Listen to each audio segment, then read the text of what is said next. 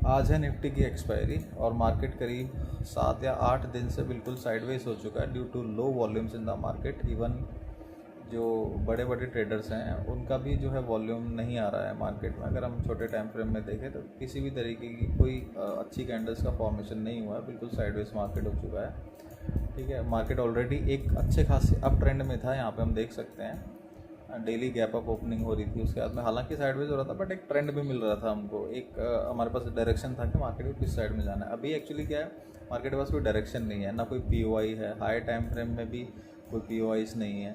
ठीक है, यहाँ से डन हुआ, ये लास्ट पीओआई था, यहाँ से मार्केट ने डन करा और ये यहाँ पे क्लोज हो गया।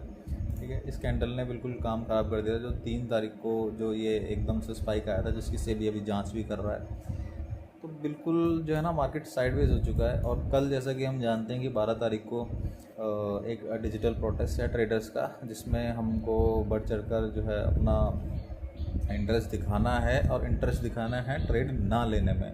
12 तारीख को कोई ट्रेड इनिशिएट नहीं करना, ये ट्रेडर्स का जो है एक प्रोटेस्ट है।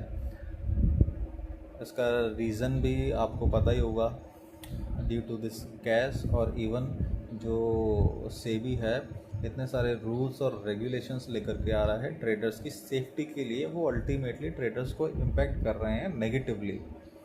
सेफ्टी तो हो ही नहीं रही है, उसका एक और नेगेटिव इम्पैक्ट ये है कि इतने सारे रूल्स और रेगुलेशंस लेके आने के बाद में भी ट्रेडिंग लोगों की सही नहीं हो रही। 90% जो ट्रेडर्स लॉस में हैं वो अभी भी लॉस में ही हैं, सिर्फ और सिर्फ सरकारों की जेबें भर रही हैं। ठीक है, और कुछ भी नहीं है। इसका सेबी ने इम्प्लीमेंट करा था कि ट्रेडर्स को, रिटेल ट्रेडर्स को हम बचाएंगे, बट हो क्या रहा है, वो उल्टे और फंस रहे हैं, क्योंकि इतने सारे चेंजेस के बाद में इंडियन मार्केट्स में ट्रेडर्स जो है क्रिप्टो फॉरेक्स में शिफ्ट हो रहे हैं। वहाँ पे और ज़्यादा वोलेटिलिटी है, वहाँ पे और ज़्यादा हाई वॉल्यूम्स हैं, तो उनको वहाँ पे मज़ा तो आता ही है, लेकिन वो एक सज़ा भी है, क्योंकि हाई वॉलेटिलिटी में रिटेल ट्रेडर्स के लिए सर्वाइव करना लगभग इम्पॉसिबल है।